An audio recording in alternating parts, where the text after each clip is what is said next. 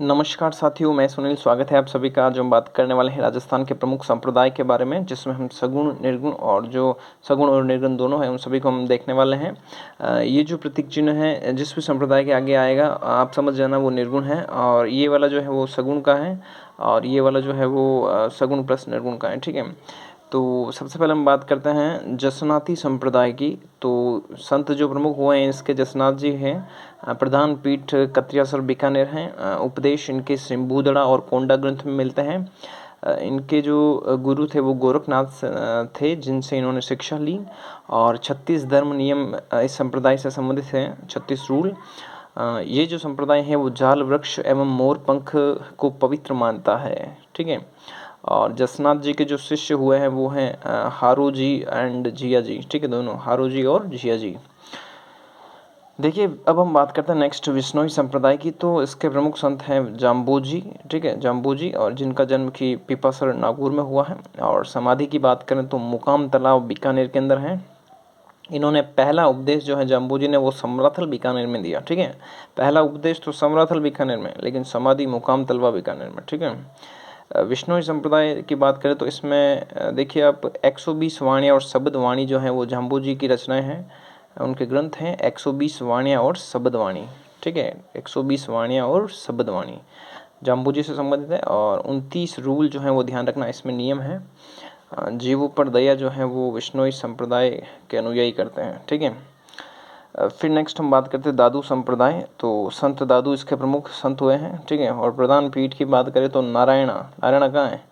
जयपुर। नारायण जयपुर है। सत्संग जो है वो अलख दरीबा कहलाता है। और दादू जो थे वो अकबर के दरबार में सत्संग भी इन्होंने किया है। इनके दादू के शिष्य जो हैं 52 शिष्य हुए हैं। ठीक है, जो 52 स्तंभ कहलाते हैं। प्रमुख है इनमें गरीबदास, मिस्किन दास, बखना जी, रज्जब जी, सुंदर दास, संत दास, जगजीवन।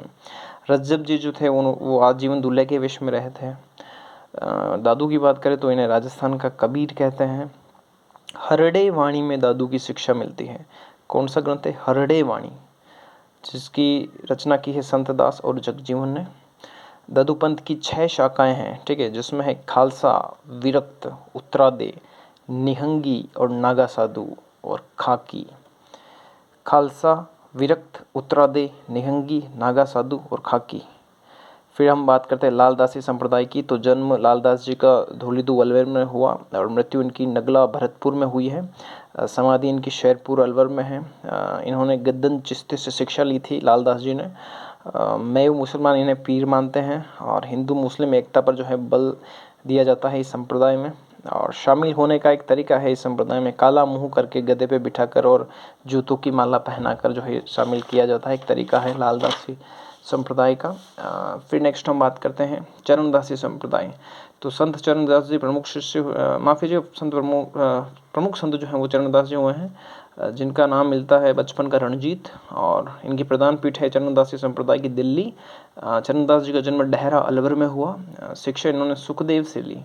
जो चरणदासी संप्रदाय के अनुयायी हैं वो पीले वस्त्र पहनते हैं। इनके शिष्य हैं दयाबाई और सहजोबाई चरणदास जी की। ठीक है, नारदी शाह के आक्रमण की भविष्यवाणी भी चरणदास जी ने की थी। और 42 नियम जो है काफ़ी प्रमुख है, इसमें प्रसिद्ध है। मूर्ति पूजा का इसमें प्रचलन नहीं है चरणदासी संप्रदाय में। ठीक है, मूर्ति पूजा का। नेक्स्ट हम बात करते हैं निरंजनी संप्रदाय। तो संत हरिदास जी जो हैं वो प्रमुख संत हुए हैं। हरि सिंह सांकला इनका मूल नाम है, और पीठ इनकी घाड़ा नागौर में है। मूर्ति पूजा जो है वो की जाती है निरंजनी संप्रदाय में, मूर्ति पूजा की जाती है। इनके उपदेश जो है वो मंत्र राज प्रकाश हरिपुरुष के वाणी में मिलते हैं। ठीक है, मंत्र राज प्रकाश और हरिपुरुष के वाणी। फिर हम बात करते हैं नेक्स्ट राम स्नेही संप्रदाय। संत रामचरण जी प्रमुख संत हुए हैं। पीठ है शाहपुरा भिलवाड़ा। उपदेश की बात करें तो अणभय वाणी। ठीक है, अणभय वाणी। गुलाबी रंग के वस्त्र पहनते हैं अनुयायी, धारण करते हैं। और शिक्षा कृपाराम जी से ली उन्होंने, रामचरण जी ने। ठीक है, किससे ली है? कृपाराम जी से। 4 शाखाएं हुई हैं। ये 4 कौन कौन सी हैं? तो इनसे प्रश्न बनता है। शाहपुरा शाखा जो है उसके प्रवर्तक रामचरण जी ही माने जाते हैं, जिन्होंने इसे आगे बढ़ाया था। रेण नागौर शाखा का संबंध बात करें तो दरियाव जी से था। खेड़ापा जोधपुर की शाखा रामदास जी से संबंधित है। और सिहतल जो बीकानेर में है वो हरि रामदास जी से संबंधित है। और हरि रामदास जी की एक रचना है निशानी।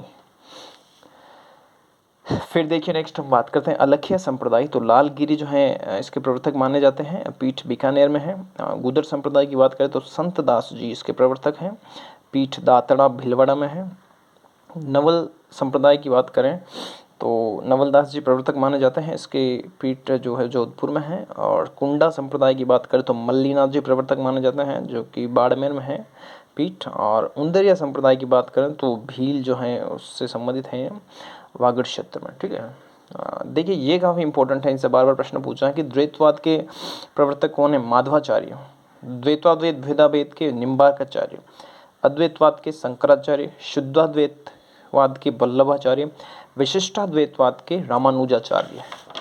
ओके, अब हम देखते हैं आगे नेक्स्ट। तो देखिए नेक्स्ट अगर हम बात करूं मैं तो शैव संप्रदाय की। शैव संप्रदाय की अगर मैं बात करूं तो शाखाएं देखिए इसकी कापालिक, पाशुपत, वीरशैव, काश्मीर। राजस्थान में हमें कापालिक और पाशुपत देखने को मिलते हैं। कापालिक इसके प्रवर्तक भैरव थे और शरीर पर ये भस्म लगाते हैं इसके अनुयायी कापालिक वाले, ठीक है। और पाशुपत की बात करें तो लकुलिश प्रवर्तक माने जाते हैं। और लकुलिश की बात करें तो ये पाशुपत जो शैव जो था, ठीक है। तो बात करें तो ये एकलिंग जी मंदिर जो उदयपुर का है ना, वो इसी संप्रदाय से संबंधित है, पाशुपत वाले से। और सुंदा माता मंदिर भीनमाल में जो शिव की मूर्ति है वो भी इसी से संबंधित है, पाशुपत, ठीक है। और निम्बार्क संप्रदाय की बात की जाए तो इसके पीठ सलेमाबाद अजमेर में है। और द्वैतवाद्वैत और भेदाभेद जो है वो जो है इन्हीं से संबंधित है, निम्बार्काचार्य से। और फिर देखिए वैष्णव दर्शन है, एक प्रकार का इसमें वैष्णव दर्शन की झलक मिलती है निम्बार्क संप्रदाय में। अब हम बात करते हैं वल्लभ संप्रदाय, पुष्टि मार्गी है ये, वल्लभाचार्य प्रवर्तक हैं और शुद्धाद्वैतवाद की रचना भी की है, ठीक है। बुक की बात करें इनकी तो बुक पुस्तक मिलती है अणुभाष्य वल्लभाचार्य की, ठीक है, अणुभाष्य। शिष्य वल्लभ संप्रदाय के जो इनके शिष्य थे वल्लभाचार्य के, इनके थे विट्ठल दास जी, ठीक है। पीठ की बात करें तो मथुरेश जी कोठा और द्वारिकाधीश कांकरोली, गोकुल चंद्र जी भरतपुर, श्रीनाथ जी नाथद्वारा, ये प्रधान पीठ है श्रीनाथ जी वाली। रामानंद संप्रदाय की बात करें तो प्रवर्तक रामानंद थे और पीठ गलता जी जयपुर में है। शिष्य जो हैं वो कृष्णदास पैहारी जो कि रसिक संप्रदाय के प्रवर्तक हैं, और धन्ना, ये दो इनके शिष्य हुए हैं प्रमुख। फिर रामानुज संप्रदाय की बात करें तो प्रवर्तक है रामानुजाचार्य, इनकी बुक है श्री भाष्य। जो बात करें अणुभाष्य हैं वो वल्लभ संप्रदाय से संबंधित हैं, और श्री भाष्य जो है वो रामानुज संप्रदाय से, ठीक है, रामानुजाचार्य की। विशिष्टाद्वैत की रचना की है रामानुजाचार्य ने। अब हम देखते हैं नाथ संप्रदाय। तो संस्थापक नाथ मुनि हुए हैं। प्रमुख साधु जो हैं वो इसके गोरखानाथ, मत्स्येंद्रनाथ, आयस देवनाथ, जालंधरनाथ, ठीक है। जोधपुर में जो मान सिंह जी थे उन्होंने महामंदिर का निर्माण करवाया था, वो इसी संप्रदाय से संबंधित है, नाथ संप्रदाय से। और इसकी दो शाखाएं हुई हैं। दो शाखाएं कौन कौन सी है? वैराग पंथ राताडूंगा पुष्कर की, और मानपंथी महामंदिर जोधपुर वाली। फिर बचता है गौड़ी संप्रदाय। चैतन्य महाप्रभु इसके प्रवर्तक हुए हैं। पीठ गोविंद देव जी मंदिर जयपुर। गोविंद देव जी मंदिर जयपुर में की बात करें तो वृंदावन में जो है इसकी स्थापना जो है गोविंद देव जी मंदिर की वो की थी मानसिंह फर्स्ट के द्वारा, ठीक है। और जयपुर के अंदर जो की गई थी वो जय सिंह के द्वारा की गई थी। फिर देखिए बात करें तो गौड़ी संप्रदाय के मंदिर हुए हैं गोविंद देव जी मंदिर जयपुर और मदन मोहन जी मंदिर करौली। मदन मोहन जो मंदिर है, मदन मोहन जी मंदिर, वो गोपाल पाल ने इसका निर्माण करवाया है इस मंदिर का। बस इतना आपको ये ध्यान रखना है। और एक निष्कलंकी माफ़ कीजिएगा, निष्कलंकी जो संप्रदाय है ना, वो निष्कलंकी संप्रदाय है, वो उसका पीठ की बात करें तो साबला डूंगरपुर में है प्रमुख, और संत मावजी उसके जो हैं प्रवर्तक हुए हैं। संत मावजी का एक प्रसिद्ध ग्रंथ है चोपड़ा। तो ये अपने राजस्थान के प्रमुख संप्रदाय हो चुके हैं। अगर आपको वीडियो अच्छा लगे तो इसको अधिक से अधिक शेयर करें। कोई भी डाउट हो तो कमेंट करें और चैनल को सब्सक्राइब करना ना भूलें। धन्यवाद।